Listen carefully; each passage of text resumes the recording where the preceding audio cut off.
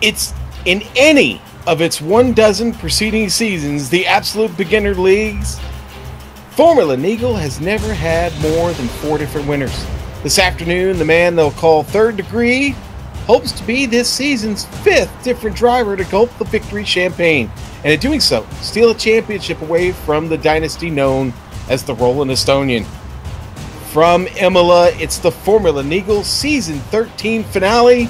See it here on the Global SimRacing Channel. Buongiorno and welcome to the Global SimRacing Channel and the Countdown to Green. Way up in the press box to bring you our words-eyed view is yours truly, Sean Ambrose, filling in for my good friend Soup today. Bill's on. Couldn't be with us today, but I'm going to get it. Alongside with me is the fan belt. Johan Vanderveld with us, turning the knobs and pushing the sliders, the hardest working man in sim racing broadcasting. Our director, Joe Peak, armed with cameras located, aimed, zoomed, and focused by our GSRC camera guru, Dougie Beard.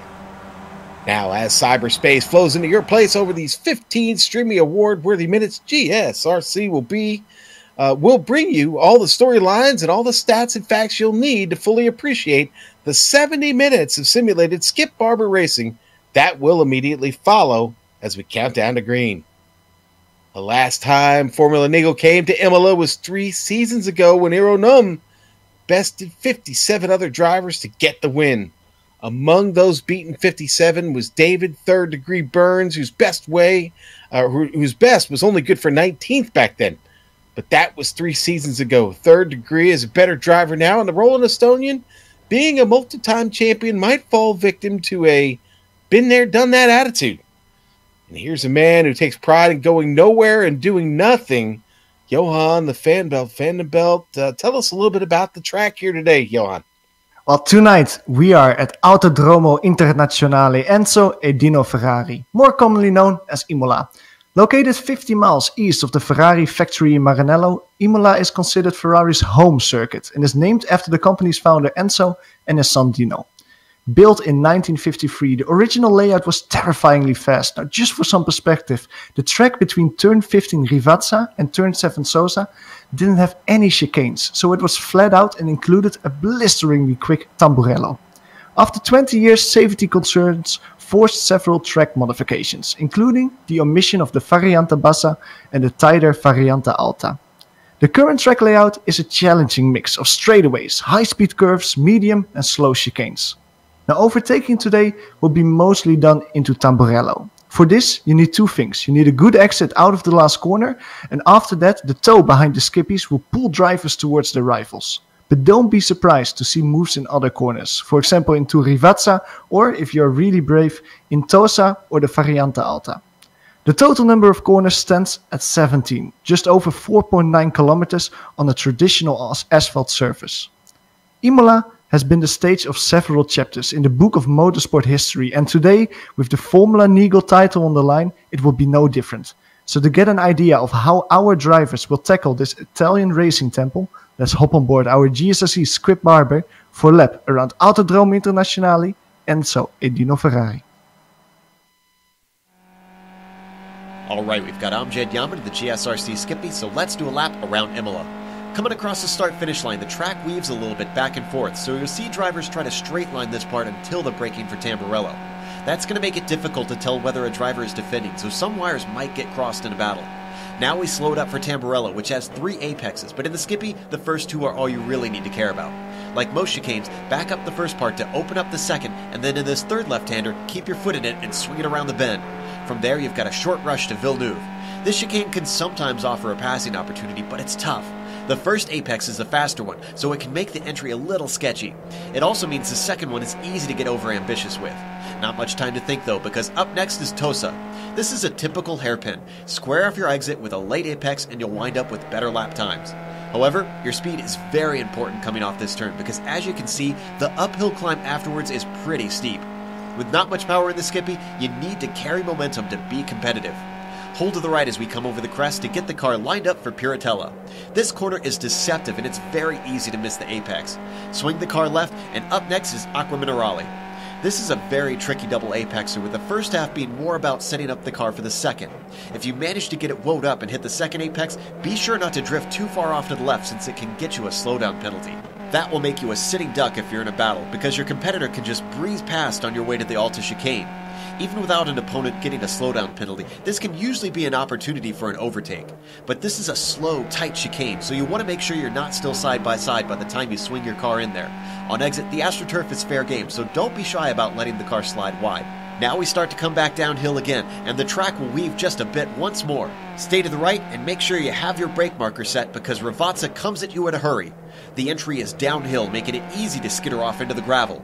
You get a little bit of a break, and then you really need to nail the second apex. That's because it dumps you onto the longest straight of the course. This last turn will make or break your lap time, and also decide how easily you can defend from your opponents. But if you kept it all together, you've now finished a lap around Imola.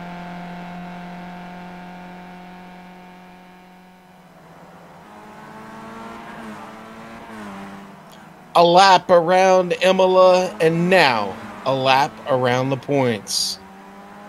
Race fans, with an 11-point gap to his nearest competitor, a 4th place or a 5th place, with a bonus point for fastest lap or going incident free, will guarantee Bush Fink Pink's Aero Nom a 6th championship today.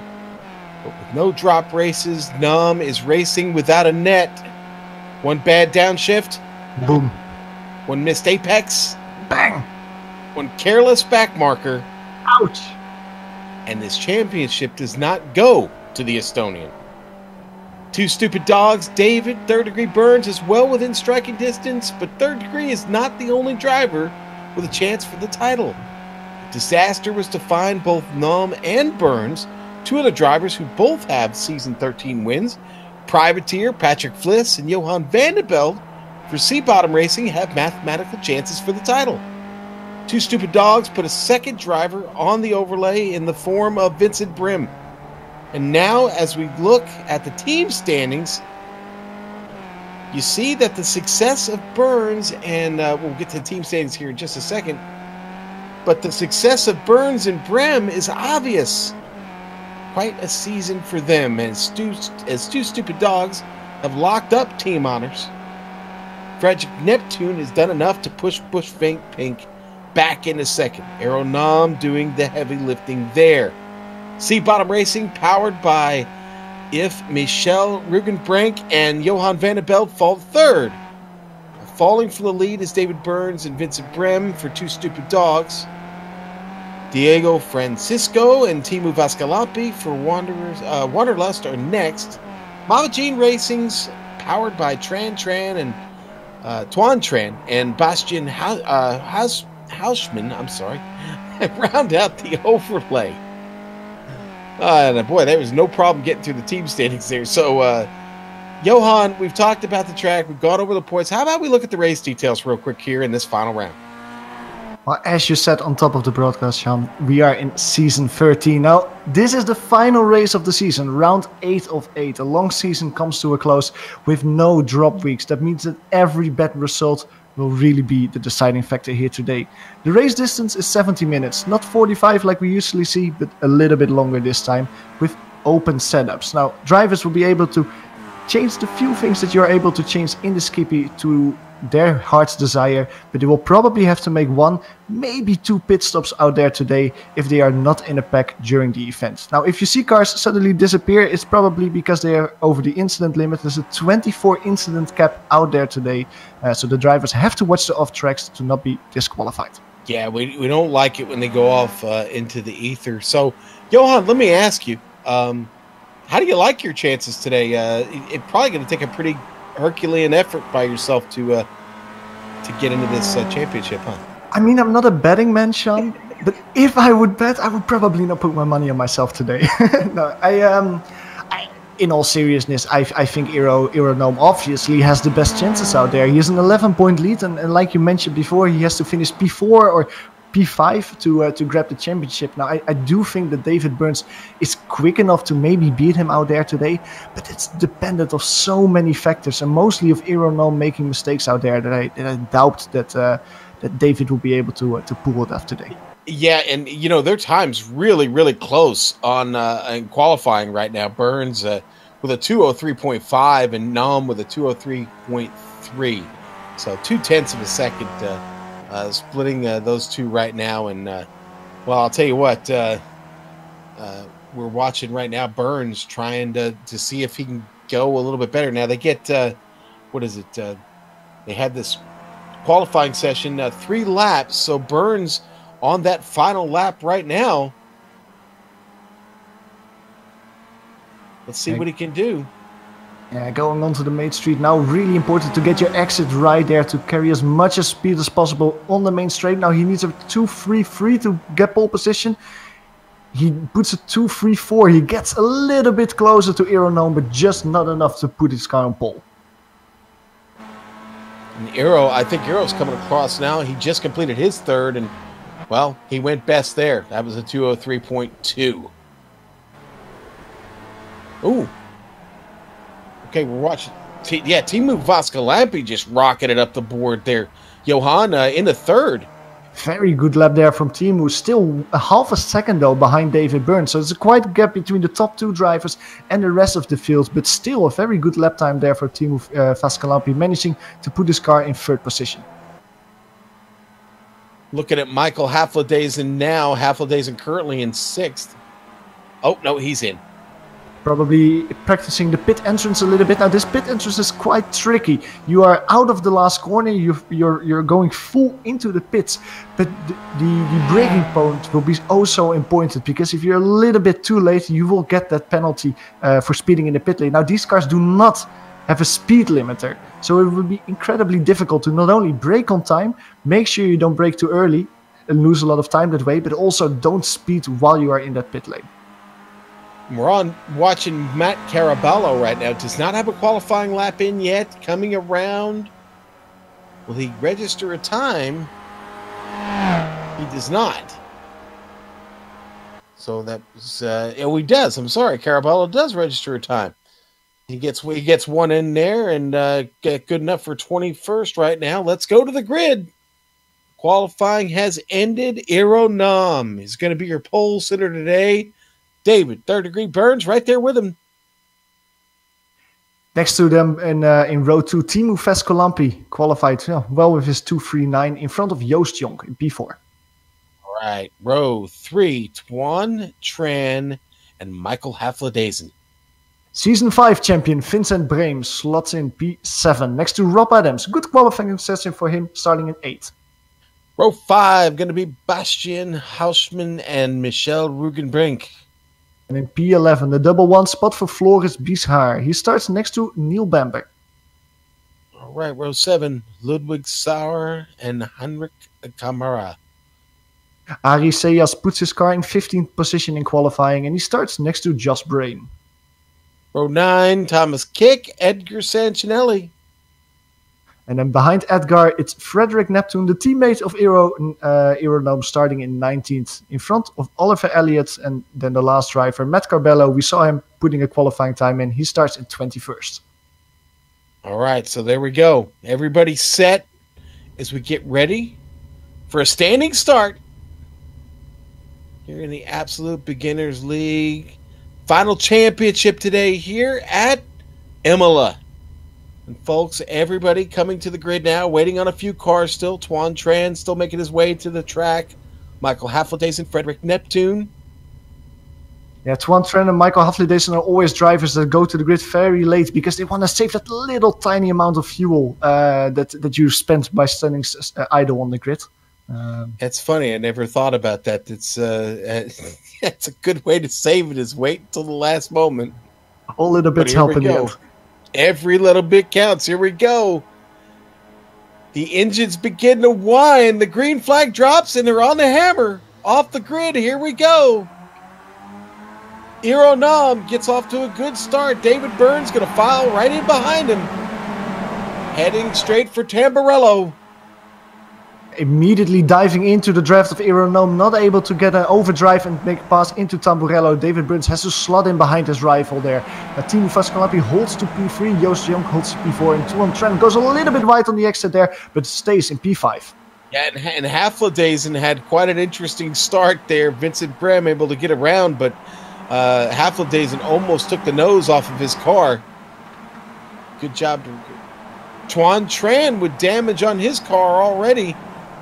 Probably because he went a little bit wide in the exit of Tamburello. He might have clobbered the curbstones a little bit. I didn't see him touch another car, but that might have damaged his front wing. He has got rear wing damage. That might have been actually from Haflidazen hitting him. That might have been the contact that I saw there off the start. But Aeronam gets away clean here. Up front, David Burns trying to chase him down, but Nam, great pace to start. Taking it easy through these curbs. Aqua Mineralia, very, very tough chicane. In the backfield, Michel Rugenbrink gets a little bit sideways through Aqua Minerale. Immediately gets overtaken by Floris Bizar and Neil Bamber going to the Variante Alta. Michel Rugenbrink losing 2 spots there, going back to P12. A little bit of the front team of Vescolampi is under heavy pressure of Joost Jong. Joost Jong having a great run out of the Variante Alta, immediately being able to put his Skippy side by side. And he gets it before they touch Rivazza. But look in front of Joost Jong and the gap that there's between the P3 driver and the P2 driver. It almost looks like Aerono and David Burns have immediately set aside a little group for themselves, a little pack for themselves. While Team Vescolampi gets a great run out of Rivazza. A little bit of a pack of twos right now. Haflidazen trying to chase down Vincent Brem. We've got battle just behind them, 2x2. Tuan Tran, Rob Adams, side by side down the front straight. Rob Adams having a little bit more speed at the moment. He had a little bit of draft before they started, but he's on the outside of Tamburello. Tuan Tran chooses X for his money, as the Dutch saying goes, braking a little bit early and slotting behind him. And we did have a pass for the lead. David Burns gets by Aero Num of the front straight down into Tamburello. Burns now the man on point. Aero trying to catch him. And here's Tosa. This point in the race is difficult though, because the draft is not as strong at Imola as they are on other tracks. Say 7/10 to 1 second you can win per lap if you're in the draft of somebody else. But it's not as much as we see on other tracks.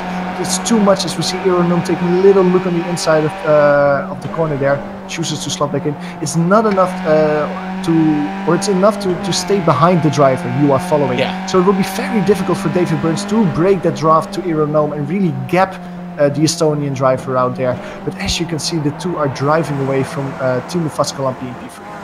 Yeah, I think they really, really are, and it's really the front straight is the longest spot you have to really take an opportunity of a slingshot on somebody.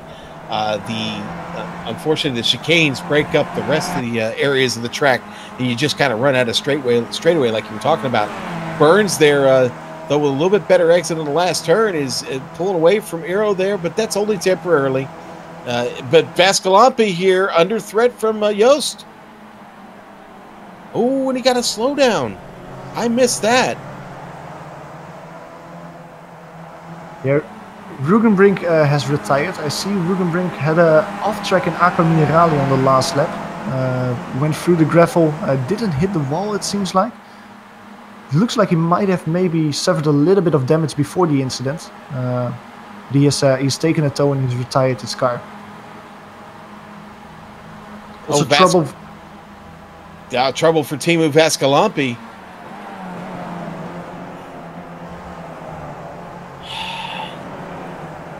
I wonder. He's already gotten out of the car. I'm wondering if he didn't serve out that penalty or something happened there. That was strange. Now Henrik Camera with trouble. Yeah, we've got a replay of this. Let's try and catch what happened here, but Henrik is he's going to take the inside line, and I think what happened was, quite honestly, he just he clatters it over those curbs. He outbrakes himself going into Tamburello, not able to get his car slow down enough, and as you can see here, he clabbers the corners, almost gets collected there, and has to take a scenic route through the gravel back on track. Now Henrik Camera didn't tow, he's currently battling with Josh Brain. That's for 16th position, so Henrik Camera losing 4 or 5 spots in the process. But like you were saying, Sean, Timo Vescolampi, I have to agree with you. I think he got a slowdown penalty there, maybe got frustrated with that. Now, a slowdown penalty in these cars is extremely difficult to get rid of, because in the first laps of the race it's way heavier than they are later in the race. So he probably slowed down a lot, and because it's the first laps of the race, the penalty gets higher and higher. You almost have to completely stop your car. I remember a few seasons ago when we drove here as well, I had a slowdown penalty in one of the first laps, and I went from P5 to the last place because it took such a long time to slow down that penalty. And Timo Vescolampi suffered the same fate out there. It's a shame because he was having a good race so far in P3. We've got a hornet's nest on track. Tuan Tran, Floris Bichar. Bichar right now trying to hang on to what is 8th place. Neil Bamber, Tuan Tran, they were really mixing it out. Look here, is Bamber going to make a move here on the outside? It's going to give him position down at Tamburello. But look at Bastian Huisman, here gets the double draft, so he's on the outside. That's not the place where you want to position your car.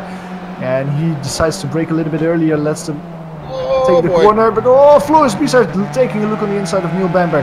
They avoid each other though. Neil Bamber moves up one spot. That really, Tuan really had to get on the binders hard there to avoid hitting both of them. And we got to change for the lead again. Aeronam gets by David Burns. Yeah, and I think with the draft that we talked about earlier this race, I think that this lead change we'll see a lot. But one of the things that we were talking about is the championship aspirations. Now, you remember that both Eero and David are fighting for the championship. Now, Eero would have enough with a 5th place position if he managed to score 1 bonus point out there. And by leading a lap, he actually did. So that means that when David wins the race, he has to score the fastest lap, lead the lap, which he already did. But then Eero has to finish 5th or lower. That's something to keep in mind for the rest of the event. All right. Well, we'll definitely keep an eye on that as things continue to soldier on here. Neil Bamber with an off. Boy. Bamber with trouble. That was right in front of Ludwig Sauer and Frederick Neptune. Yeah, he got collected by Floris Bichar going out of the Aqua Minerale. Floris Bichar, as you can see in the replay now, Floris Bichar catching a lot up under braking, just not able to slow the car down enough. Just taps the Englishman's rear, taking the car around. So Bichar certainly with his share of problems here early on in this race. And remember, folks, this is a 70-minute race today, a bit of an endurance event, and well, you got to take care of the car over that span of time. It almost feels like a sprint event. Now, luckily, Neil Bamber can continue, but at the moment, he's currently behind Edgar Sancinelli. He's in 19th position. He gets a good run on the American driver. Probably gonna get past him for P18. Now, Joost Junk just went to 3rd, getting by Hafladays, and pulled that off down into Tamburello with a slingshot. And here's a couple more cars that really close on track and are advancing their position forward by doing a little bit of this swapping back and forth here, Johan. Yeah, and interestingly, Joost Jonk just said in chat, "Let's work together." Now that's probably addressed to Mike Hafladays, and like, let's work together. Let's not battle each other too hard, and let's make sure that we can use the slingshot on the straight to get a quick lap time as possible. Now, I don't think they are looking towards Eero and David by saying that. I think they're looking backwards to Vincent and Bastiaan. Vincent and Bastiaan are only 1 second behind them, so they're still just in the draft of P3 and P4. And if Michael and Joost decide to work together, I think they might be able to drive away from them. Yeah, and then you go a little bit further back to this Truly train that we've got going here with Floris Bichar at the front of it at 8th, Tuan Tran, Ludwig Sauer, and Frederick Neptune. And all 4 of those drivers have seen some kind of action or avoided it one way or the other over the first 10 minutes of this race. We now hit the 1 hour mark to go. Yeah, Tuan Tran getting really close in the gearbox of Bichar. But the Variante Alta is not really a place where you want to try and move. If you try and move, you basically concede your speed all the way down here through Rivazza.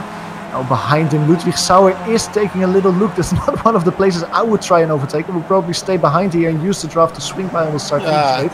He tries it though. Tuan Tran cannot track out as much as he wants. And behind him, Frederick Neptune is loving this. He's slowly catching up to the pack.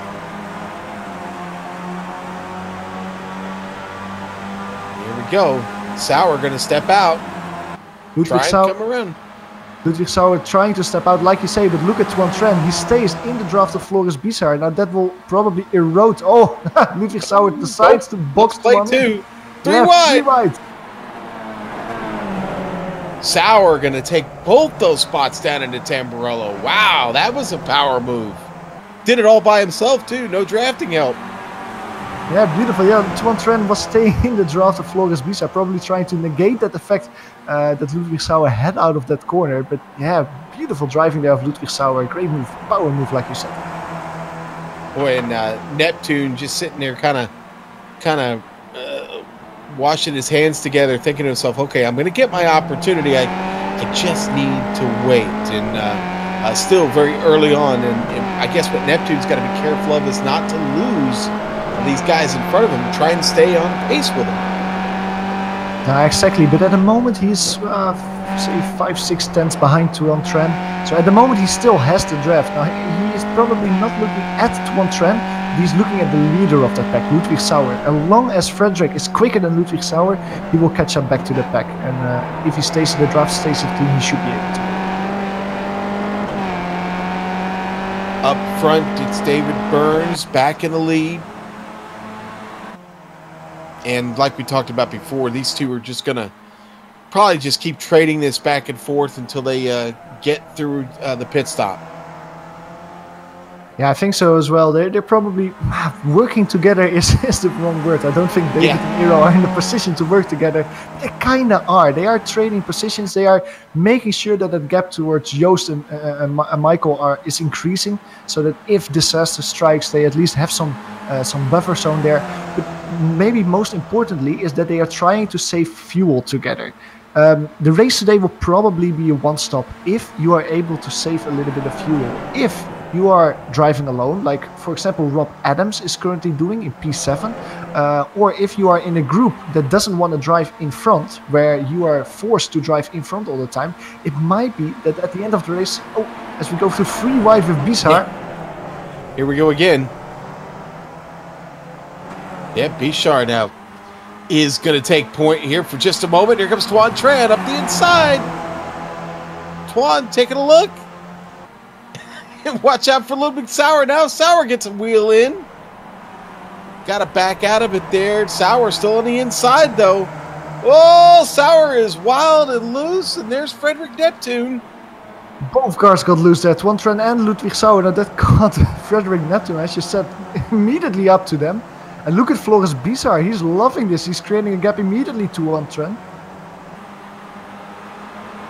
Frederick Neptune getting boxed in. He has the overdrive, but not able to get past Sauer and Tuan Tran. You just have to give in here.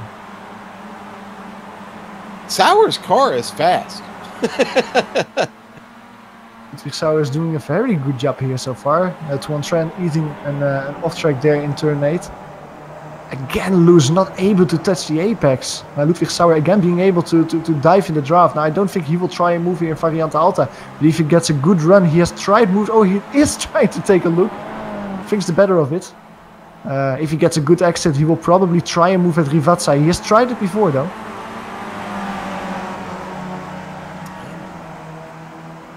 If he's going to be close enough to make the move here in Rivazza, we'll see.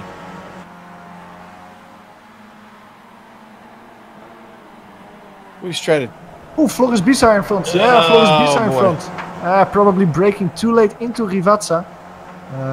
Has to go through a little stroll through the gravel now. Yeah. This loses him 3 spots, but if he makes sure that he can hop back into the draft of Frederick Neptune, it probably won't hurt him too bad, as he can catch up back to the pack, as we see an onboard here. Okay, David Burns in the pit. Now, would this be a scheduled stop here? I'm looking for the replay. I don't see where he had anything happen. No, me neither. I think that if David Burns went in for a pit stop now, he probably is already committed to a two-stopper out there. And he might think, I'm quicker than Aeronome on my own. I am going to take this pit stop now and now create a gap. So when Aero takes his pit stop, we don't have to drive together anymore. Well, you know what? We can definitely keep our eyes on that as a possible, that David being the one to watch there with the first, what we consider his schedule stop. So. Yeah, what will Aeronome do now, Sean? Like, will he try to stay in P1 and make sure that he can drive his lines? Or will he immediately go in and follow Davy there? Now, that will hand the lead to Joost Jonk and Michael Haflidason, that are currently battling hard for P2 at the moment. Well, he is definitely floating out there on kind of his own little island. Got to imagine that Joost and Haflidason will catch him soon. Question is, how soon? Aero's still the fastest car on track, and not just a little bit faster, but a lot faster, almost a half a second. Yeah, it's difficult to say now. Aero alone, is he as quick as two drivers that are working together in the draft? That's a really interesting question to see out there. Maybe that Joost Jonk and Michael Haflidason will be able to catch back up to them, but look behind them. Bastiaan Huisman and Vincent Brame, they have caught the draft, I think, of that battling duo as Michael Haflidason makes it too wide going over the start-finish line. Yes, he does. Well, they go really wide. Here comes Vincent Brame right behind him. It is going to be Haflidason that's going to get there first. Yeah, and I'm pretty sure now, I'm 100% sure that Vincent Brame has caught up. So it's not a 2-battle lead for P2 anymore. It's now a 4-battle lead. So Bastiaan Huisman back there in 5th. He has done well to pick up 4 positions here early in this race. Tuan Tran, Ludwig Sauer, swapping a little paint back here, 4th position. Tuan gets there into 7th. Forrest Bichard with a good pass there. And Ludwig Sauer, who had a bad run out of Tamburello, and he tried to move back, slot his way back into the snake, into the Tron train. But Floris Bichard felt like, I see a gap, and he immediately went past him. He's immediately under pressure though of Ludwig Sauer. Not trying to get a move in turn 8. Yeah, Ludwig backs out of it just a little bit right there, and you saw Bichard get that run at Neptune. Oh, Tronten almost crashing. Oh, that will have damaged his car hard. He clubbed the curbstones and Aqua Minerale hard there. Got loose under braking as we go to a replay. He didn't need that. Boy, and that, like you said, that had to hurt the car. Yeah, these cars, oh man, the problem with these cars is you don't want to damage the suspension. Like the wings are usually fine. You don't suffer that much damage or that much speed loss if you are in the draft. But man, that might have damaged his suspension a little bit. Now, I'm looking at the pack once again. The left-wing 4th is Frederick Neptune. He has created a gap to Ludwig Sauer, who's currently battling hard with Floris Bichard. The Tuan Tran, who managed to catch up to the free. Yeah, almost like Neptune was being slowed down by them. He's gotten by him, and he has really, really broken away. He's having a great run out there today from P19 to P7, making up 12 spots so far. Incredible drive by Frederick Neptune. Haflidason making the move there. I'm sorry, Floris Bichard making the move on Sauer. Got the same color car. It's easy to confuse.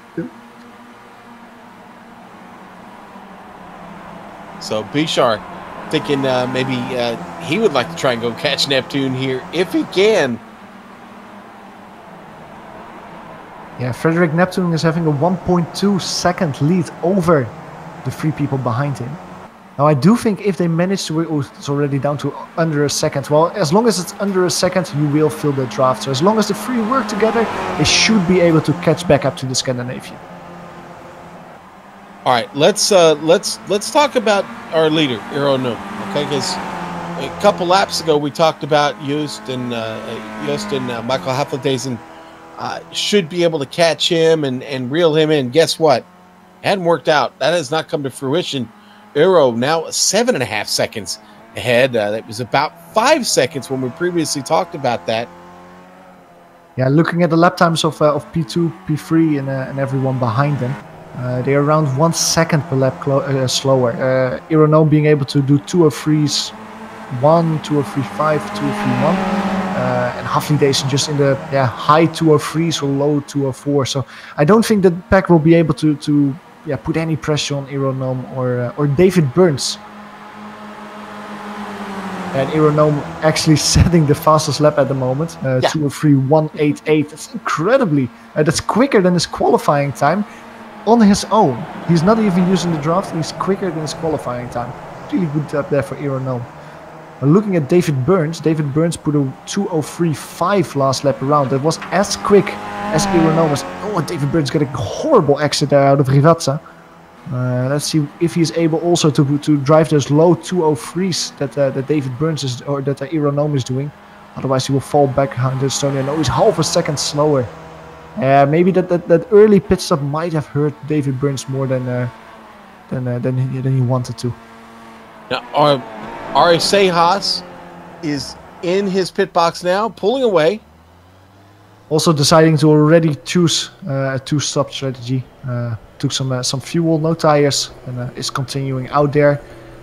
We will be slotting back in front of Edgar Stancinelli in P17. All right.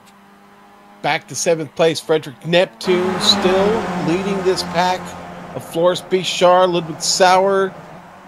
And there was a little bit of contact there. Yeah, Frederick Neptune steering in a little bit too early, I think, in Tosa. Banging wheels with Floris Bichard there. Now I hope that it's a tricky car. If you bang, we're gonna watch a replay of it. If you bang wheels like that, you might damage your car quite a bit. Both cars seem to be able to continue now, however. As you can see from the overhead shot, Floris Bichard trying a move there. It's not a corner where you try a lot of moves. Just a slight brush. Both cars don't seem to be too heavily affected by it. It's not something they should do regularly. Well, it's been fun watching this group here, and just when I thought Neptune was pulling away from them, they continue to fight. Let's go up to second, though. Jonk and Haflidaisen still having a little bit of fun here, trying to find opportunity through speed. A beautiful pack together there. They will be really battling with each other for that final podium position. The winner here will be the one who gets P3. Now it's interesting though to analyze this group a little bit, because you have the two leaders, Joost Jonk and Michael Haflidaisen. They have been basically in front of this group the whole time. Vincent Brame has overtaken Michael Haflidaisen, but I think that the laughing third might be Bastian Hausmann. Why? Because he is behind 3 other cars basically the whole time, and with that saving quite a bit of fuel. Now these cars refuel very slowly, and I think that Bastian Hausmann might find the benefit of that when he comes in to make a pit stop, being able to jump a few of these guys when he goes back on track. So it will be all about position and maybe a little bit better strategy there for Hausmann. And so far, the driver, Bastian Hausmann, has had a good race. I mean, he's picked up 4 spots and now finds himself in the top 5. And boy, really may have a legitimate shot there at a podium finish. He had a horrible loose start there going through Aqua Minerale. And look at the gap he immediately loses to Michael Haflidaisen in front of him, almost a second. He really has to focus and concentrate to eat slowly that gap back, because if that gap grows a little bit further, he might be out of draft, and then that whole advantage I was talking about, that he was saving fuel, will be neglected. There's my commentator's curse there. So, sorry, Bastian. Looks like the 3 in front of him had a bad corner through Rivazza, missing the first apex a little bit. Bastian Hausmann able to win a little bit of time, but as you can see, 1 second. He has to hope that he's able to fight his way back to Joost Jonk, who's leading that pack. Otherwise he will be dropped.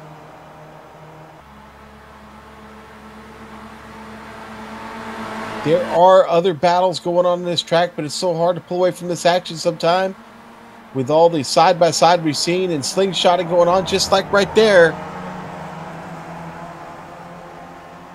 Vincent Bremen into second place. Neil Bamber in the pits. Bamber comes in from 12th. Yeah, he was driving alone. Had a lot of drivers around him. Just making his pit stop. No tires, just some fuel. Going back out there for a second stint.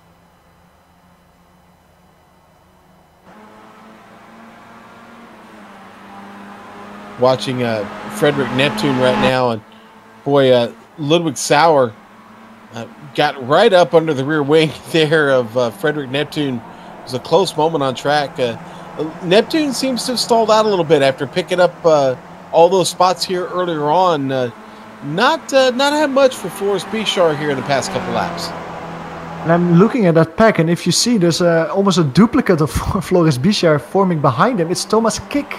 Thomas Kick has caught the pack, currently in 11th place. Now, he looks a lot like Floris Bichar's car. He's actually the teammate of Haflidaisen. But Thomas Kick, making up 6th position so far during the race, has caught the draft of the 4 cars in front of him. And will be trying to move his way forward towards P7. Now, a little while ago, we were talking about David Burns' lap times. David Burns, who just got around P13, Josh Brain. David Burns did a 2:03.4 last time around, so that's 2/10 slower than Aeronome. And even in the lap before that, David also lost 3/10. So in the last 3 laps alone, David already lost 1 second to Aeronome.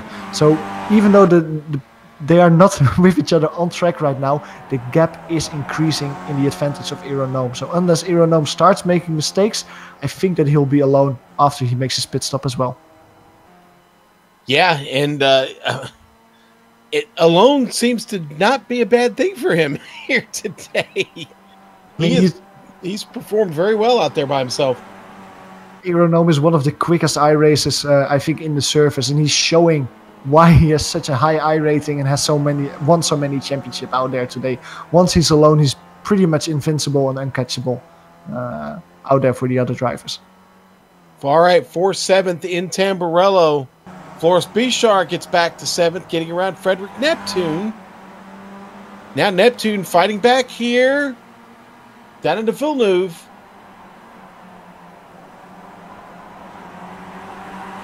And they keep it stable. Everybody gets through Villeneuve safe there. Sauer still hanging on to that battle. Sauer almost making contact there on the back of Neptune. That was a cheeky little move there. Yeah. I don't know if I would have put my nose in there. That's not really a place where you usually get a run and make a good overtake. But Ludwig Sauer trying to show Frederick Neptune that he's also on track there. Lucky Sauer, I was just to say, Sauer flexing a little bit of muscle there, trying to put the pressure on. Yeah, exactly. Lucky to not spin Frederick Neptune around or the other way around there, of course.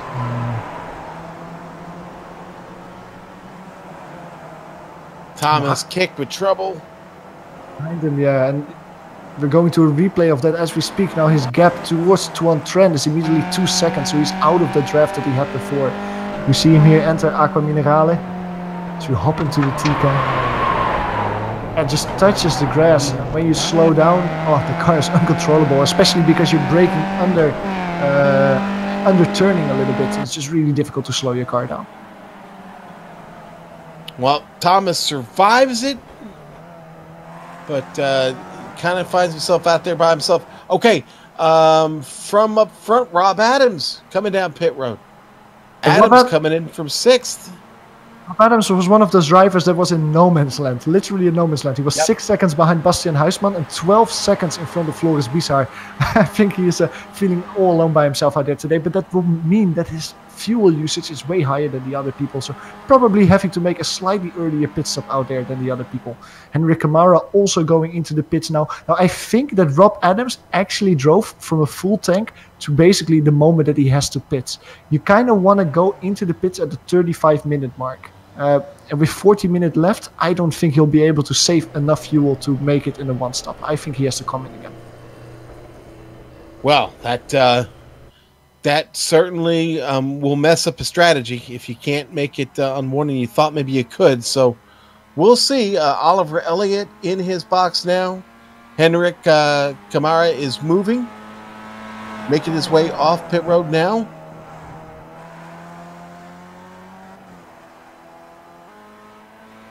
I think we've got a problem with Yonk. I think he's lost connection. Oh no. Let's see. He was going through Aqua Minerali following Vincent. Oh yeah, he just disappeared. I think those were connection troubles. And he's back. That's good to see. The Dutch driver struggling with some internet troubles there. Joost Jonk fortunately back into the race and still following Vincent Brame for P2. Bishar, Neptune getting around Bishar. Well, Aeronome. Yep. Sorry, Aeronome is going into the pits. Behind him as well, Vincent Brame, Joost Jonk, Michael Hafterdays, and everyone is going into the pits. Now, it will be interesting to see where is David Burns. David Burns is going out of the Variante Alta as we speak, going now towards the dipper, towards Rivazza, while Aeronome is already standing still at this pit stop. Now, this takes quite a while. I think 12-15 seconds to fill up this car from completely empty to filled again. You do not take tires while you do that. Aeronome slowly getting away. Now, there's a long way before those two green pylons give the opportunity to go back to full throttle again.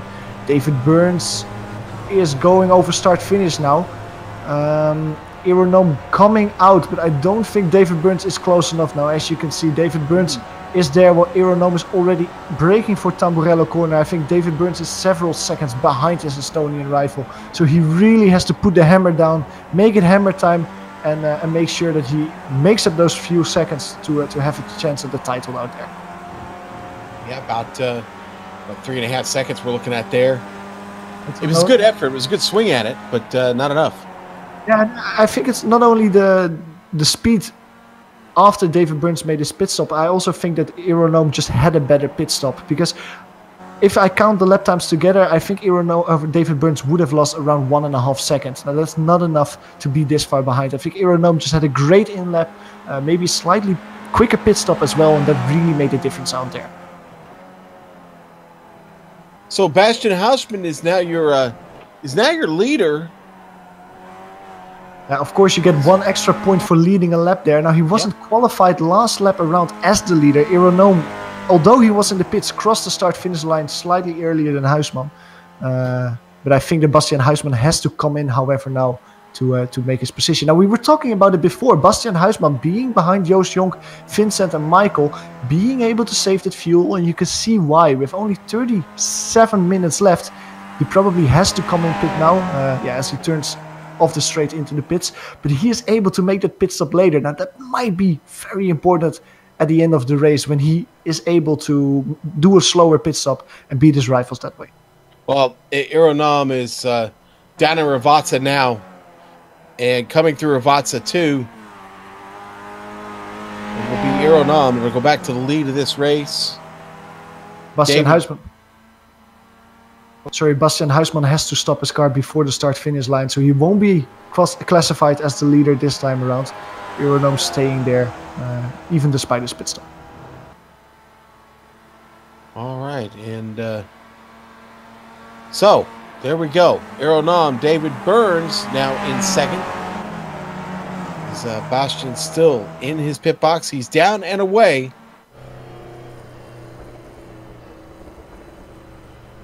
Yeah, I don't think this is really where he will make the difference yet, with that less that he has to take less fuel, because in the first pit stop, especially when you do 2 pit stops, you just fill it completely, and right now he will try to make the difference in the next stop, because he has 1 less lap of fuel that he has to take in. He comes out behind Vincent Brame, but he should be able to stay in the draft of his fellow Dutchman and form that group for P3 again. Yeah, and right now, Joost up there doing a pretty good job making a little bit of time on those two. All of them, of course, in the pit stop together. Oh, boy. Brem made a little bit of a look there, and Haffeldazen having trouble with the grip out of the turn. Gliding and squirmy out there. You were talking about Joost Jong. Joost Jong is doing a great job out there so far. It's his 4th race in the Absolute Beginners League. Hasn't finished better than P5. So with his P3 at the moment, he's doing a great job out there. I think he will be caught by Vincent, Michael, and probably Bastiaan. But he's fighting for that P3 position. Now, if he manages to finish there, it will be his best result in the league so far. And that's a good way to go out. A good way to end your season with a podium finish. It's good momentum going into season 14. Now let's go back a little bit further to 9th. Sauer, Tran, Ari Sejas is now part of this. And Sejas, who had come in much earlier for a stop on a bit of a different strategy. Yeah, that's interesting that Ari Sejas actually managed to catch back to that group. I hadn't expected that. The undercut worked quite well for the Finnish driver. Now, I do think that he probably might not have the speed to be quicker than Ludwig Sauer or Tuan Tran in front of him. But he is able to, once again, use the draft and save a little bit of fuel. And that might make quite a bit of difference at his second stop. The reason, though, why Ari Sejas, I think, caught up to these drivers is because he went earlier. So he went in so much earlier than the other drivers. So he had to take a lot less fuel than the people in front of him. Right. Maybe even started with qualifying fuel, and that because of that less time, he caught up to the back of Tuan Tran. Yeah, and in just a moment there ago, in Rivazza, Tuan Tran looked to maybe do something with Sauer, and it got really close between the two cars, and now it's not.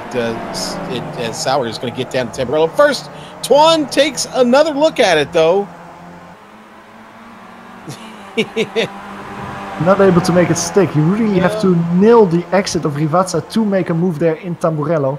And Ludwig Sauer being able to stay in front of Tran for P9 for now.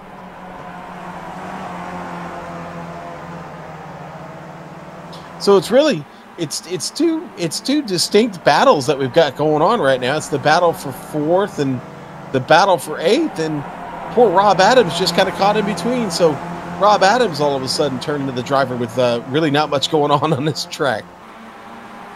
But that might also be a battle against yourself. Rob Adams might not have his competitors to battle with, but is probably battling mostly against himself on the track out there. It's a difficult car to drive on the limit for 70 minutes straight to Skippy. You really have to almost spin out in every corner to get as much speed out of it. So the fact that he doesn't have any competitors as he's going through the Variante Alta at the moment doesn't mean that he's having an easy race. The fact that he's alone probably means that he has to be focused incredibly to bring home that P7 position. Yeah, you're absolutely right about that focus. And you said he's really, at this point, he's racing himself. He's racing focus and just being determined enough to keep the car going the right way. And that sometimes is a tougher race. And this is such an easy track to overdrive. So you're always on the limit here. You always think that you can carry more speed into one of these chicanes, and then unfortunately you get down there and you find out, oh, that was a mistake. So you're constantly fighting that want to again be on the limit and overdrive these turns, and it more than likely doesn't work out for you most of the time. Yeah, exactly. Very easy as well to score cut course penalties. So you have to slow down because of that. It's a hard track to drive now. At the moment, Ironome has set purple lap times again. Last time around he did a 2:30 out there, 9/10 quicker than David Burns. The Estonian showing some Dutch behind. Yeah, and it almost makes you wonder, will he go 2:02 before this is over with? 2:03 flat is as low as we've seen anybody go yet, but Aero really pushing that limit. Yeah, he really is.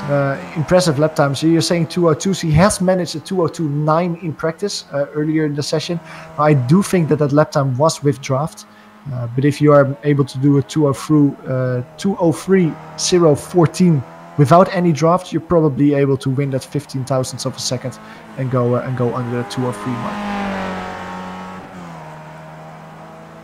All right, find myself looking at 14th right now. Bishar holding off Neptune. These two on the same strategy also. They came in together and left together on the pit lane. they are quite a bit behind. Frederick Neptune, Floris Bizarre, they were battling with Ludwig Sauer and Swan Tran early in the race. There's currently a 15-second gap between them. Now, unless I missed something, I think what might have happened is that Frederick and Floris decided to completely fuel their car up. So fill it completely and go for a splash and dash at the end. While Ludwig and Swan maybe said, okay, we just do 7 liters or something like that. And they go for a slower pit stop at the end. But at least we are gone from Frederick and Flores at this state of the race, and maybe create a gap that way. So some different strategies we are seeing in the midfield. Yeah, and in fact, they were both in the box for over 35 seconds, which is almost 15 seconds ahead of most of our competitors on different strategies. So obviously, in a little bit longer there to take more fuel. Great observation there, Johan. Now another driver that's doing quite well so far is Joost Jonk. We talked about him earlier today, that he is doing quite well so far, making 1 position currently in P3. Looking at the gap between Joost Jonk and the driver behind him, Vincent Brame, 1.6 seconds. Now that's not enough to get draft. Vincent Brame can work together with Michael Haflidason behind him. Now Vincent and Michael are both very quick drivers, and I think if they work together well, they might be able to fight their way back up to Joost Jonk. Joost Jonk is alone now, and if he is able to extend that gap just a little bit, I think that he'll be settled for a P3 position out there today. Mm-hmm. Yeah, well, like you said, we did talk a lot about Joost earlier. It's been an interesting race for him. It's been a fast race for Joost, and now he has that advantage that he may actually be able to open this thing up a little bit, kind of like Eero Nam had done when he got away from the pack. So we'll see here. I wonder if Bram and Haflidason are maybe fighting a little bit more than we think, working together. So I don't know, but Hausman's still part of that battle too. He hasn't lost sight of what's going on. Oh, Bastian Huisman is still running for that P4 position, and with that later pit stop, I think that he might be able to jump Brame and Haflidason later in the race, and maybe put some pressure on Joost Jonk for that P3 position. But we have to see that. Now, I was looking at the lap times. Vincent Brame and Joost Jonk, basically, Vincent Brame and Haflidason are around 2/10 per lap slower than Joost Jonk out there. As they're crossing the start-finish line, Joost Jonk puts in a 2:41. While Vincent Brame only puts in a 2:42, so again 1/10 in the advantage of Joost Jonk, extending that lead to P4 ever so slightly. Boy, and none of these drivers are even close to catching Eero Nam on time. Nam going 2:03.1 on that last lap.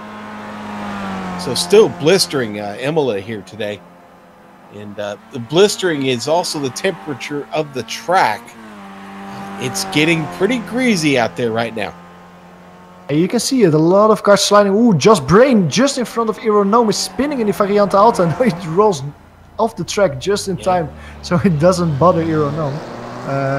But as you were saying, cars are sliding. I saw Josh Brain slide into the corner, and that's difficult. A warm track like that, it makes the car slide. And as you say, you continuously, as we see the replay of Josh's incident, you continuously have to be on the edge to get as much speed out of the car as possible. And the warm weather doesn't help with that.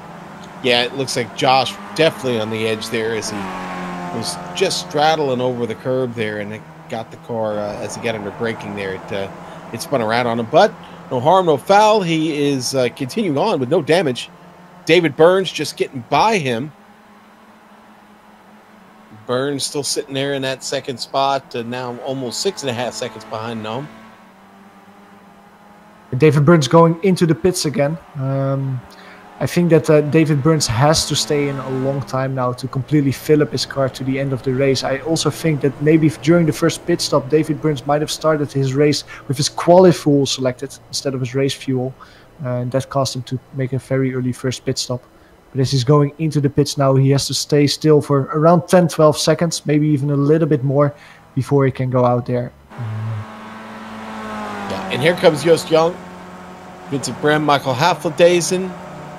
Just now across the start-finish line, he will take over second place. David Burns still standing still there. Takes a while before the gallons are put back into the Skip Barber, but gets on the way once again. He will also be overtaken by Rob Adams. Neil Bamber is coming over the start-finish straight as well. I think that Neil Bamber will also overtake David Burns. So that will mean that David will fall back to P8 at the moment. Not terrible. You know what? That's not bad. He is going to roll out behind Bamber. Bamber's got decent pace right now, so he will be tough to catch. But David put in a really good pit stop there. He was only in the box for 17.5 seconds. Yeah, he's the first driver to really be done towards the end, I think. Maybe Bastian Huisman, if he's able to save a lot of fuel, can do it on the one stop. But I think that David Burns is the first driver to really be sure to make it to the end. Now, the last laps he was doing 203 high, 203.9, 203.6 twice. Neil Bamber is doing low 204. So I think that David Burns might be able to catch back to Neil Bamber and go to P7 very soon. Floris Bichard is in. Okay, what's going on with Floris here? Floris is going into the pit backwards, I'm hearing. Yeah, let's see. He was going into the pits normally. I think he was just having a little bit of fun there. He spun it. Yeah, he just spun it on his own, turned it around, and backed it in. So I'm thinking Floris feels like out of the race at this point. Aeronome is in.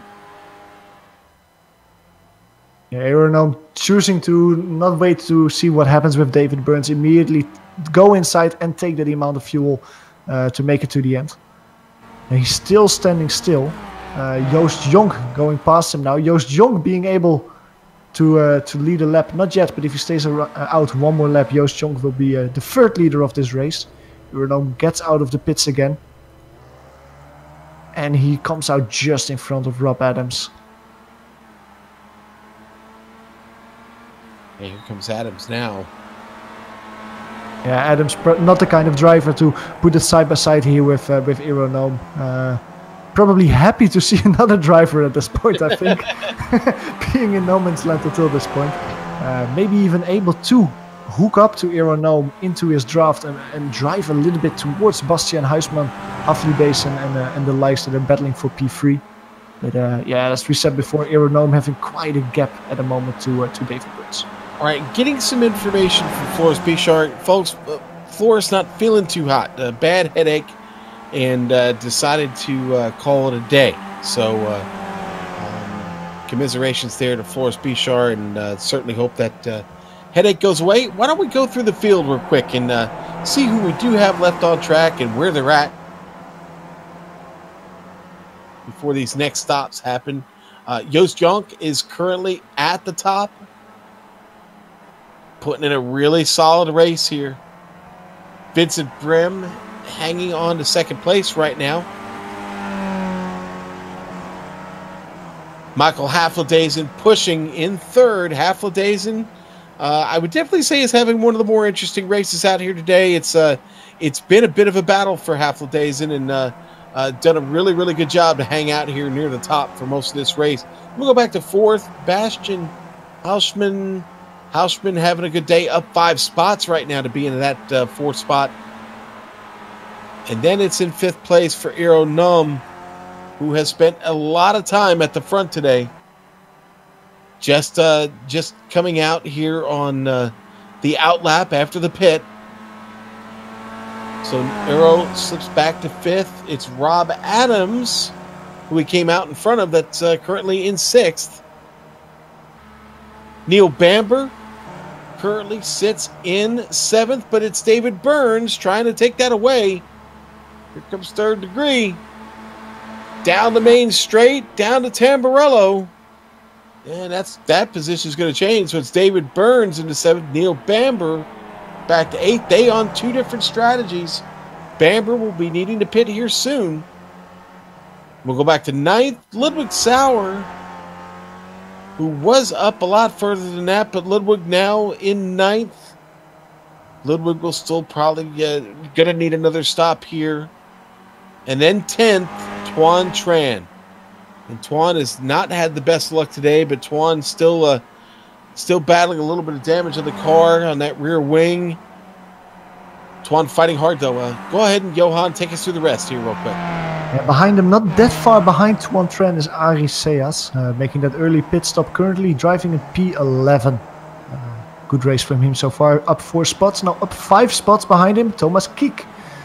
Getting a little bit closer to Ari Seas, and currently sitting in P12. Now behind him, Henry Camara. Henry Camara quite a bit quicker than Thomas Kiek, already made his second pit stop, probably able to make it to the end of the race, and looking forward to overtake some more people.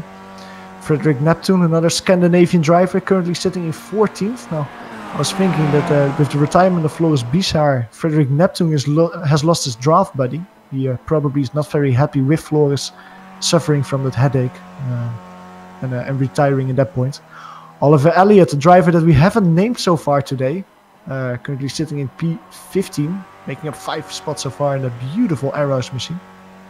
Josh Brain is currently sitting in 16th, driving where he started, in front of Edgar Sancinelli, who's the first driver 1 lap down, who just made his pit stop coming out of the pits as we speak.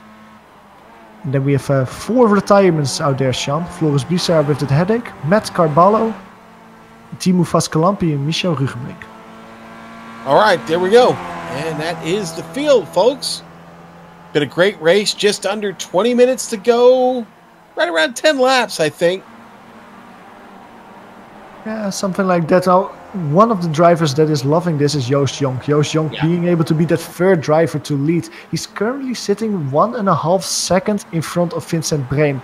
At the beginning of this lap, it was 1.7 seconds. So Joost Jonk losing a little bit of ground to the other Dutch driver.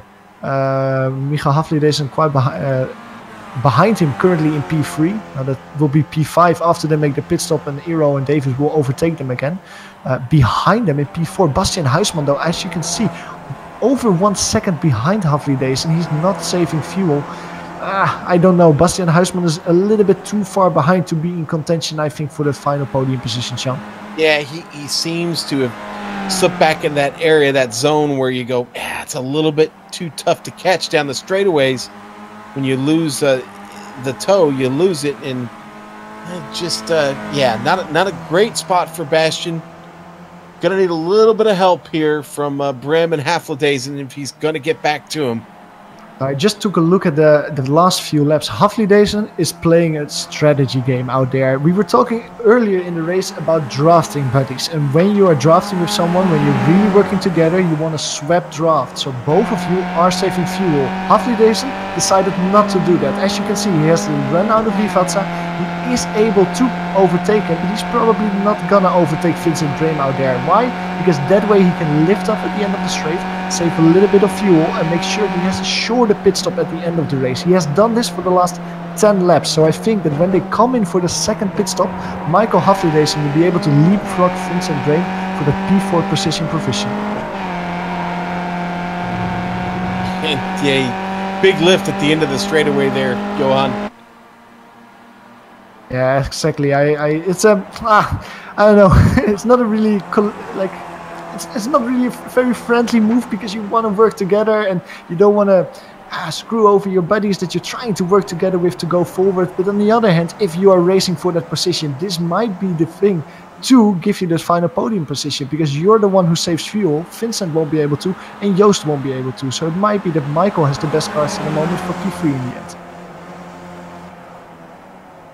Okay, drop back to 7th. Neil Bamber putting a lot of pressure on David Burns right now, and Bamber needing another pit stop to finish this race. And boy, I don't know what the strategy. I guess he's just trying to go as hard as he can right now. But a couple of close moments here as I guess Bamber trying to ride the coattails here of David Burns. Yeah, just trying to save a little bit of fuel in the draft of David Burns. Now, the couple is currently, 3.5 seconds behind Rob Adams. 3 seconds is there between Rob Adams and David Burns. Neil Bamber knows that David Burns is quicker than Rob Adams. He has been in no man's land for the whole race, but if he's in that draft, he probably will be able to catch that P6 driver.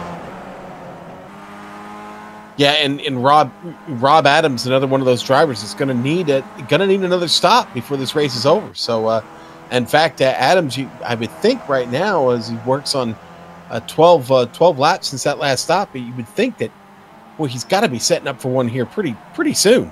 Yeah, probably. I think they might be able to yeah. I think they might be able to even go 5 laps longer to really do a splash in this at the end. You saw the last people like Bastian come in with 37 minutes to go. So if you have been in the draft of other people, you probably come in with 4 or 5 minutes to go. Now people like Rob Adams will come in a little bit earlier. So I think 8-9 minutes left. That's probably the moment that he will come into the pits. Now another battle we're still seeing Neil Bamber here behind David Burns. Probably, I don't think that Neil Bamber even wants to overtake David at this point because he knows that David is quicker than him. So if he tries to make that overtake, he knows that he's not catching Rob Adams as quick as he could be out there today. Yeah, and I think mission accomplished. They're catching Rob Adams. In fact, I'm seeing the gap take up on my timing and scoring here. They are definitely starting to pull him in. 1.3 seconds last lap around. Neil Bamber is seeing that green car getting closer and closer out there. Must be a good sight to see. It's not easy being green, man. Exactly. And one driver that we were talking about a little bit before, Bastian Huisman. Michael Havlidezen goes very wide in the Variante Alta. Oh, goes over the grass. Saves his car, however, but loses the draft to Vincent Brehm. And I wanted to say Bastian Huisman has caught back up to the draft of Michael Havlidezen. Well, this has immediately evaporated the gap that they had. I think Michael Havlidezen and Bastian Huisman have lost the draft now to Vincent Brehm as we go into a replay. Yeah, no, you're absolutely right. Lost the draft. Let's go into the replay here on board with Havlidezen. Yeah. Get the wheels off, and that's danger. Yeah, that car doesn't brake as well as on the grass as it does on tarmac, and you see immediately that gap increase to the green and black car of Vincent Brehm. Huge gap out there. Vincent Brehm immediately decides to pit, however, and really profit from this moment. Havlidezen as well. Now this will be interesting to see because we talked about this earlier that Vincent Brehm was driving in front of Havlidezen the whole time and had to use more fuel. It will be interesting to see if Havlidezen is actually able to erase his mistake he just made and stop shorter and get back out in front of Vincent. Well, pit stops certainly happening now. We've got several drivers. Neil Bamber just rolling in. Gnome, Aero goes 202.9. There you go. You were wondering about it, and he's able to do this 202. It's impressive lap time of Aero Gnome, as quick as he was in practice. Yeah, not as quick. Still a few hundreds, a few thousands off, but not able to overtake him. As you can see, Havlidezen is not able to put that fuel saving into account and leapfrog Vincent Brehm. He's actually quite a ways back behind the Dutch driver. Yeah, a lot slower in the pit stop as well. 3 seconds. And he's immediately under pressure by Tuan Tran. Yeah, Tuan, a driver though on another strategy, and Tuan also going to need to pit here before this race is over. Tran with some interesting lines there before going into the Variante Villeneuve. Now, it might be that he's actually trying to cool his car down a little and that he doesn't want to see Havlidezen's car in front of him. As we see David Burns on the screen, very close behind Rob Adams. We were talking about it. He was catching it quickly, and he's not even going to wait until after the Variante Alta. The Scottish driver immediately putting his blue car side by side. He's going to make this move stick. Rob Adams choosing not to not going to fight that, yeah. Nah, but that's the smart thinking, and maybe Rob Adams might be able to actually enjoy the draft of David Burns a little and do the same thing that Neil Bamber was doing earlier this race. Enjoy the draft, be a little bit quicker, and then make sure that the gap to Neil Bamber after his pit stop is bigger than it otherwise would be. Well, Adams giving good follow right now. Up ahead of them, Aeronam comes around and across the start-finish line. He'll pass Bastian Huisman in the pit and go to second. Only one more driver to make a pit stop. Joost Jonk, who's currently in first. Bastian Huisman is in the pits. Now, I'll be keeping my eye on him as we follow Aeronam on track to see where he comes out. He was battling with Brehm, with Havlidezen. Of course, like a little bit, he didn't profit from the mistake of Havlidezen, lost a little bit of time, but he comes out. He has a very short pit stop there. Comes out just behind Ludwig Sauer, and he actually has quite a gap to Vincent Brehm. I think Vincent Brame has more speed at the moment, so he will catch up a little bit before Tamburello. But it's a 1 second gap, so Bastian Huisman in that battle for the P3, P4 position. Keeping my eyes on Joost Jonk right now, coming through Aqua Minerale. At halfway around the circuit now. Who is in front of Bastian. Bastian Huisman went really wide in Variante Villeneuve there. Little trip through the gravel, and it cost him quite a bit of time to Vincent Brame. And that gap is under a second now. Vincent Brame has caught the back of Bastian Huisman.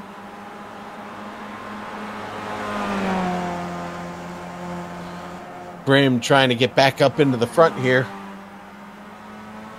And trying to take advantage of a couple of pit stops in front of him, see if he can get back into this thing, but he's got to pass Hausman first.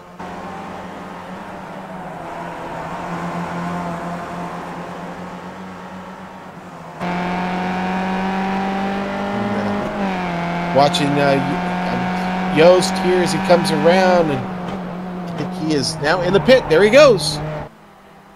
The leader is in the pits now, and it will be curious to see. Joost Jonk, I saw, had a 3.5 gap towards Bastian Huisman when Bastian went into the pits.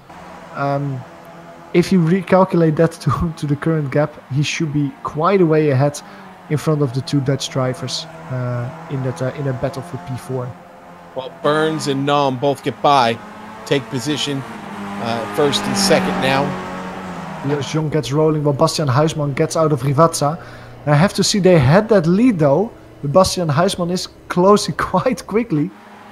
Yep, Sauer's going to get by. Sauer still has to make a pit stop though, so currently provisionally in P3, the Joost Jonk gets back up to speed. Oh, Bastian Huisman overtakes him though, and Vincent Brame as well. Wow. Quite a bit slower, yeah. What was it? 0.3 of a second slower in the stall. It's going to... 3 seconds. That made the difference there. That is a big difference. It's difficult in this car because in the Skippy, when you are making a pit stop and you're refueling, it doesn't immediately refuel like you may be used to in the GT3. Sometimes it refuels immediately, but sometimes it can take like 1 or 2 seconds before it does that, and you don't have a lot of control over that happening. So it might be that Joost Jonk was caught out by that and saw his lead evaporated by that. But it means, Sean, that we have an exciting battle out there in the last laps for P3. And we missed what I believe was a disqualification there by Tuan Tran. Has gone into the ether, I think. Yeah, he was battling hard with Michael Haflidaisen. He just clubbed the curbstones on the inside of Tamburello, the first left-hander there. And I think that he went over the incident limit. Well, that's a shame to lose him here so late in the race. Only 7 minutes left, just under 7 minutes left now. We still have Sauer out there running around needing to pit. Ludwig right now working on 14 laps. Ludwig Sauer, when he makes his pit stop, probably coming out just behind Neil Bamber. Neil Bamber, who will, after the pit stop of Sauer, will be in P8. Deciding to make a pit stop now.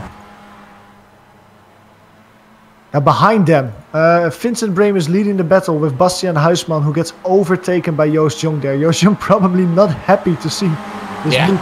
Bastian staying in the draft of Vincent Brame, free wide as Frederick Neptune goes out of the pits. Now that doesn't cause any trouble. Huisman goes to P1.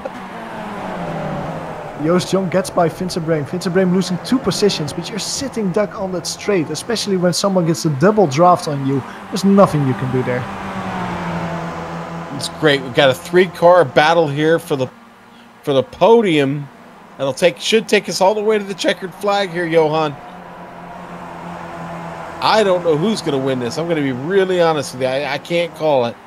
No, it's really like, how are you going to position yourself in the last laps? We are talking about the double draft. When you get out of Rivazza and you have a good run there, you have so much more speed than your 2 rivals that there's nothing that they can do to stop you. They can try to box you in, and that might be very effective.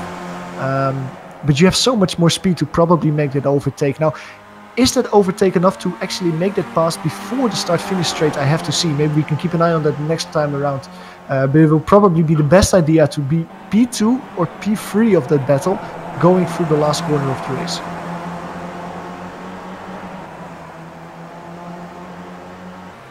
Well, they're going to continue to slug it out here over these last few laps. They come across the line. I think we're going to have about 3 laps to go for them. We are really running down to the nitty-gritty here at Imola, the absolute beginners league. The Neagle Cup at stake, folks. Season 13, close to wrapping up here in the final laps. And as it is the last laps of the season, you really want to end with a high here. Now, Joost Jong is preparing himself for an overtake on Bastiaan Huisman. In this battle of 3 Dutch drivers, Vincent Brame is a little bit further behind Joost Jong, but able to get a double draft. Now, Joost Jong getting really close behind Bastiaan Huisman, diving into the gearbox and putting it side by side. Now, he's not able to make that pass before they reach the start-finish straight. Vincent Brame not able to even catch up to them. Well, only able to catch up to them, not able to make an overtake there. I don't know if he lifted. Joost Jong overtaking Bastiaan Huisman for P3 so far. Yeah, and Joost down the straightaway kind of took the shorter path to the turn and was able to, that's how he actually got the spot, by going down to the inside of the track there and kind of cutting it off a little bit. Now, the question is did he do that too soon? Yeah, it's difficult because they have a 3-second gap basically to Michael Haflidason. So they kind of don't have to worry about the Scandinavian driver anymore. Now, one thing that might be going on in the mind of Vincent is I'm going to stay here and I'm going to use the double draft in the last lap to make the double overtake.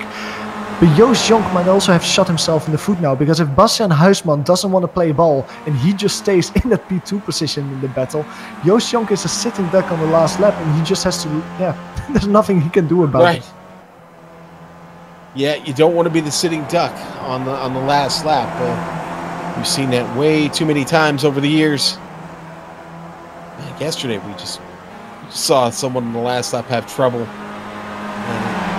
Race end in misery after great success for most of the race, but here we go. Just 2.5, coming down to 2.5 minutes. It certainly doesn't feel like it's been 70 minutes at this point. The drivers have been very close and battling hard. Like at some points, not like it's a 70-minute race, but like it's a double sprint race. Very tough with each other as they're going through Rivatsa. Now Vincent Brame is going wide, even putting 2 wheels in the grass. That's not going to help his exit out there, while Bastiaan Huisman chooses to be right below Joost Jong's gearbox, trying to set himself up for a move there. Now Vincent Brame is catching up a little bit, but I don't think it will be enough once again to make that move. Well, Bastiaan Huisman decides that he wants to play ball, and he is going to make an overtake on Joost Jong there. Only 2 more laps to go. Joost was really, really loose out of Rivatsa, and I'm wondering if that maybe hurt his run just a little bit. Brem right up on the gearbox there, Joost. Huisman going to get through clean. Makes it out of Tamburello. They're on their way now to Villeneuve. You can see a car driving in front of him. That's the lap car of Jos Brain, currently driving in 15th position. Ooh, as Vincent Brame got really close there to the back of Joost Jong in Variante Villeneuve. Ooh, Joost Jong immediately trying, has a good run on the exit. Takes a look on the inside of Bastiaan Huisman. That causes Huisman to slide. It's sliding. Oh, he saves it though, but Joost Jong has a great exit out of Tosa there. More speed while Vincent Brame dives into the draft of Huisman. He's not going to try a move, but Joost Jong isn't giving up. He doesn't have any space to go back to the racing line. Makes it really close there to Bastiaan Huisman, but he keeps it there. Get him that P3 position. Now Vincent Brame immediately, he's capitalizing on this. Bastiaan Huisman is slower out of Tosa. On the outside, once, twice. Beautiful move there of Brame and Akon. Well done. Wow. Yeah, Vincent Brame really, really... another great move. He's had several of them today and gets Huisman there, but boy, Joost starting to run away here a little bit. Getting nice clean trip there through the chicane. Boy, he needed that. Joost Jonk is liking those 2 lap drivers in front of them. There are Josh Brain and Edgar Sancinelli in 14th and 15th. They are battling for position and for points, but they're also giving a draft to Jonk, Huisman and Brame out there. So this actually might be beneficial for Joost Jonk, that if he's leading the pack going into the last lap, as we are going now, he won't be such a sitting duck next lap around if they're still in that draft of those lap drivers. Yeah, and that battle is certainly great. What great though is Aero Num. He has taken the white flag. Aero getting around Imola one last time as your leader. Continue to watch this battle here on board with Joost Jonk. Yeah, Vincent Brame is not close enough to try and move on Joost Jonk there. I don't think he wants to. I think he wants to stay behind him. Joost Jonk has a bad apex. Doesn't get even close in Tamburello. And you see how Vincent Brame immediately catches up. Now Josh Brame goes to the side. Make sure that the draft doesn't influence this battle, but you still have Edgar Sancinelli in front. Vincent Brame tries on the outside of Variante Villeneuve. Doesn't make it stick though. On the cutback he's not able as well. Maybe into Tosa. Bastian Huisman having a great run. Joost Jonk defending the inside. Bastian Huisman touches Vincent Brame's rear there. No damage it seems like that Vincent Brame has, but it takes Bastian Huisman out of the equation. Yeah, it does. He's going to have to be careful not to give it up to Hafladaisen, who's catching him. But back to that battle. Joost still hanging on in front of Brem. Brame is so close. Brame is in the perfect position for the last podium position. All right, to the leader, Aero Num, coming down into Ravazza 1. Here at Imola, 70 minutes today. Aero Num has spent a lot of that time at the front. But a great plan, a great strategy, and a great drive going to come together here in the season finale. And another championship is going to go to Aero Num here today in Italy. Aero Num screams down the front stretch across the line. Your winner today here in Imola. Now David Byrne's going to settle for second, but Joost Jonk still trying to hold off. Vincent Brame getting really close on the entrance of Rivazza there. Behind the duo, Bastian Huisman got overtaken by Hafladaisen. But Vincent Brame very loose on the exit of Rivazza. Not able to put the power down enough, and that probably will hurt him on the exit here. He's diving into the draft. The left car going all the way out to set. Is he able to put it side by side? He's going to. He's trying to, but he's not enough. Joost just wins that. Man, what a photo finish for those two. Hafladaisen going to get overtaken at the last moment.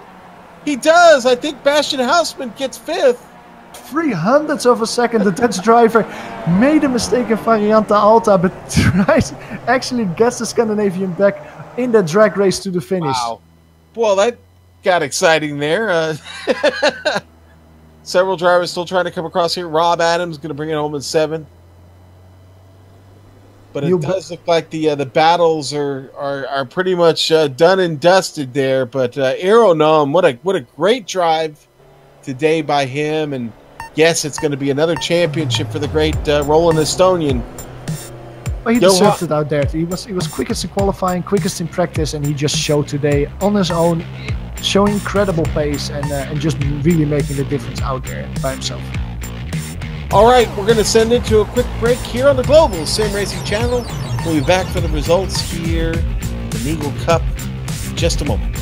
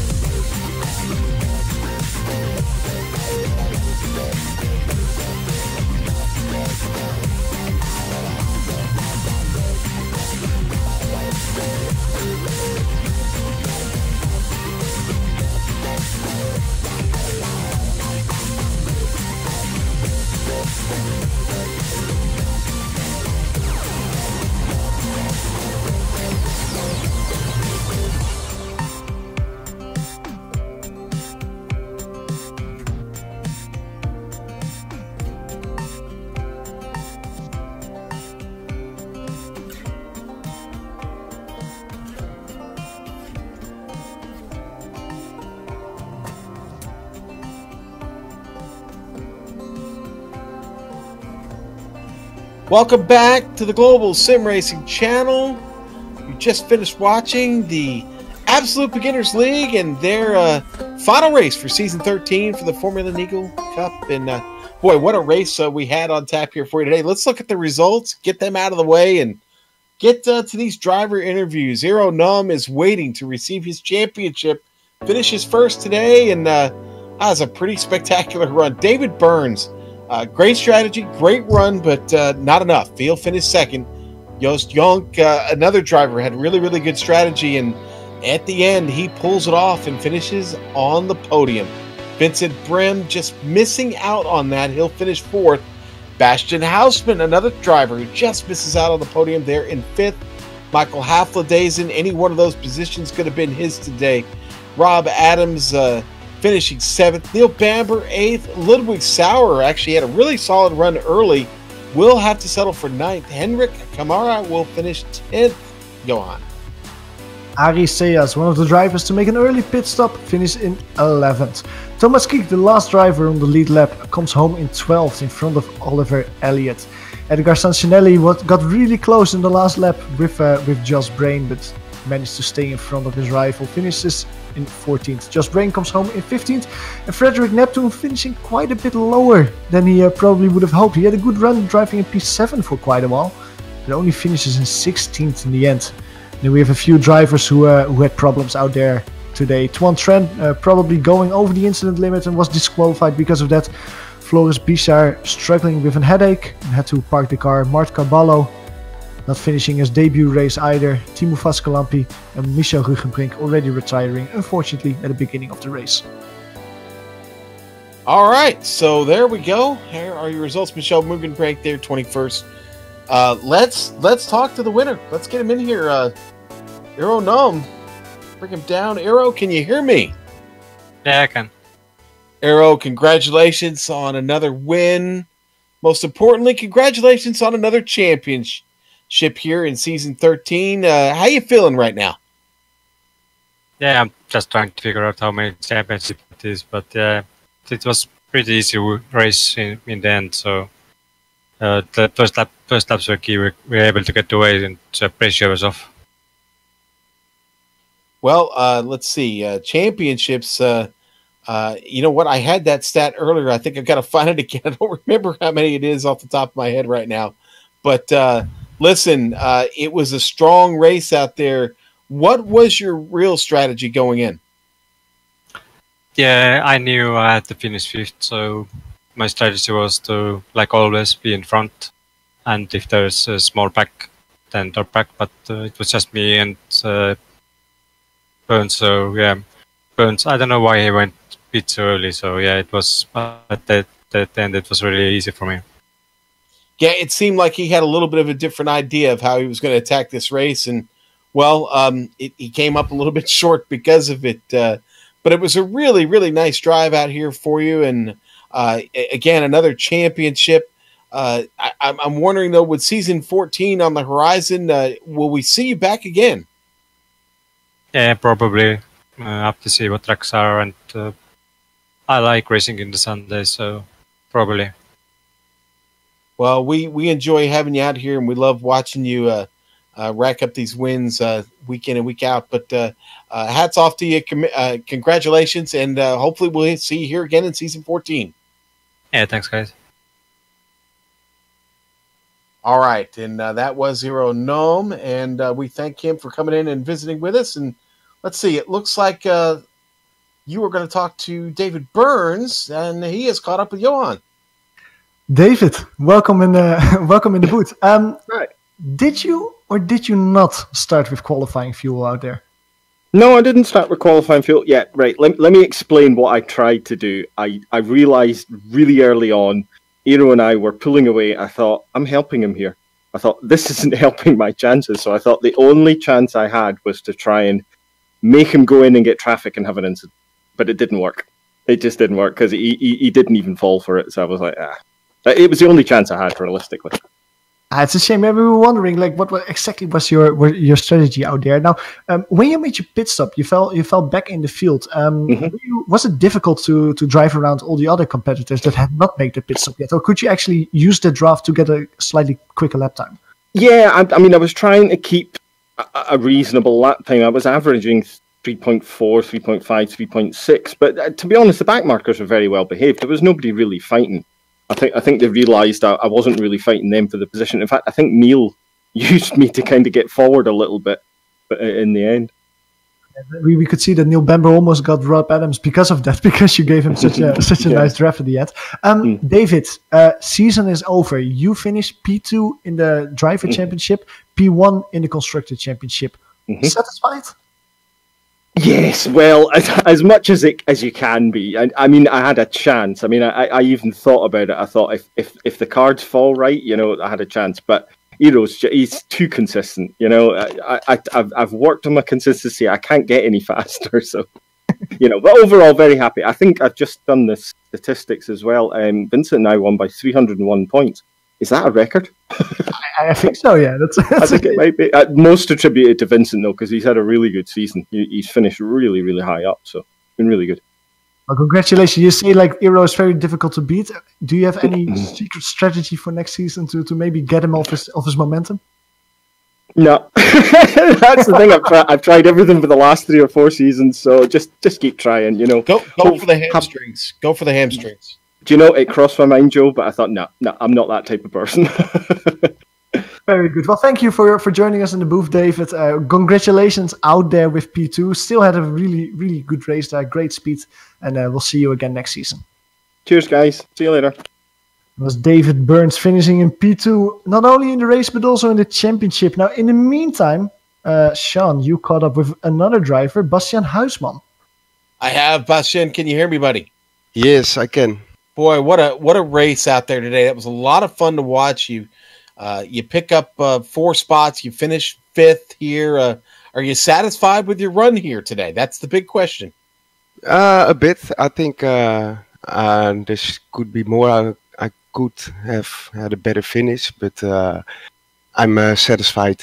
It was a good race, so I had fun. Well, talk to us about the last lap and what went down there with Michael. It was a close finish for you two. Yeah, well, I was very close to the incident limit, so I had to be a little bit careful. And then I made an error in one corner, so I was really afraid I would be disqualified. But it was 0 ink, and then I just tried to get a good run at Michael in the last corner, and he made a little bit mistake. So I could just get the place back. I was very happy with that.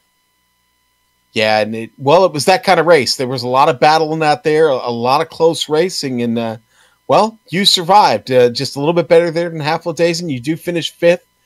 Congratulations on a great run, a great season. And with season 14 coming up, the big question is, we expect to see you back. Is that in your plans? All right. Well, there's one thing I have to say. We stopped racing for Mama Jean. I'm sorry. Because we got invited to another team, and we can't drive in both teams. So that's kind of sad, because I really like the colors and I like the team. But I think I will be back next season. All right. Well, we're happy to hear that you might be back. We definitely, and I know Soup will be disappointed to hear that you're going to have to move on for Mama Jean. But we certainly wish you the best, and we enjoyed talking to you. We'll hopefully see you for season 14. Yes, I want to congratulate Eero because he did another great season. And I broke my thumb halfway during this season, so it was very hard for me to drive. I couldn't practice at all, so I'm pretty happy with the results. Oh, well, that big props to you, man, for doing that.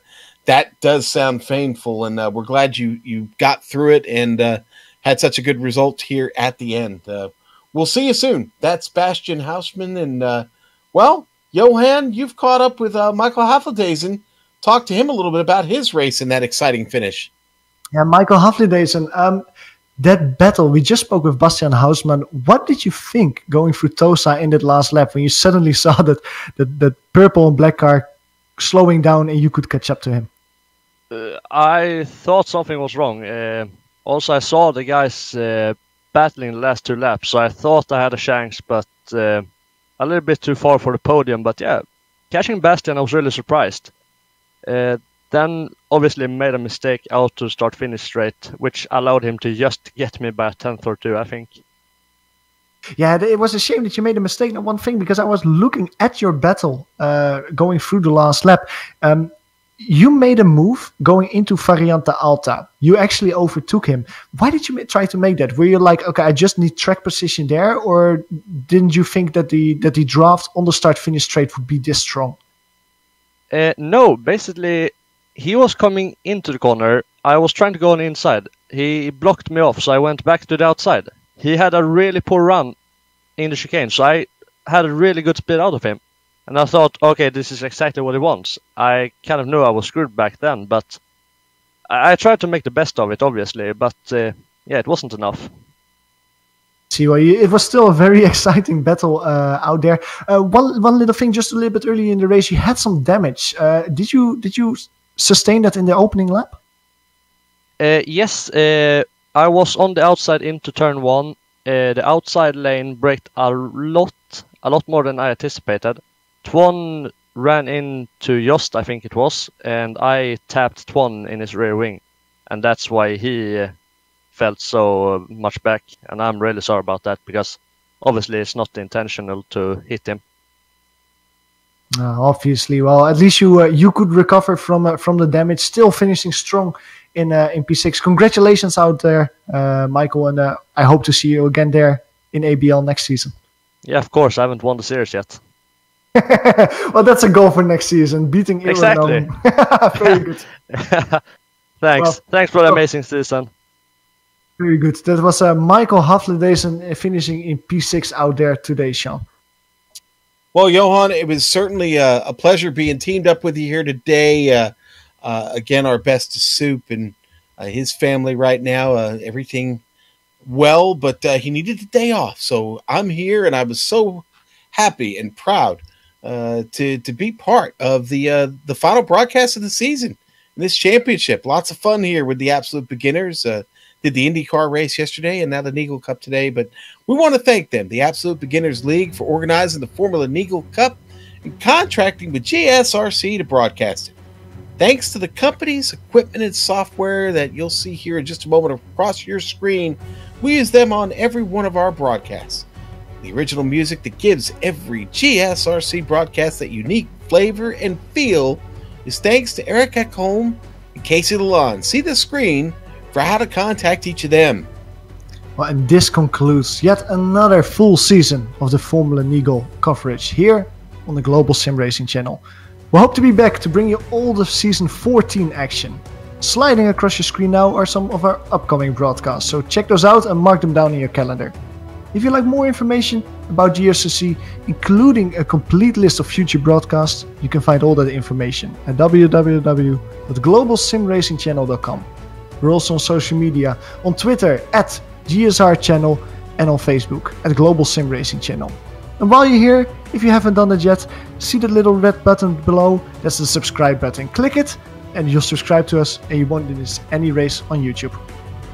Alright, now listen, before we go, this is not the last broadcast of the day on the Global SimRacing Channel. If you're still watching and you're still awake this evening at 8:45 p.m. Eastern, 2.4 hours with the PAC majors, the Pacific majors, the Pacific division of the major series, 2.4 hours around Green Hell. We will be at the Nordschleife this evening. Please join us. But finally, on behalf of the man that you just heard, Johan, the Fan Belt Vanderbilt, our director, Joe, always at his peak, and our camera artist, Dougie Beard, I'd like to thank all of you for watching. With that said, we're off to have fun storming the castle for old buddy Soup. So until next time, race clean, race hard, and I'll see you on the track.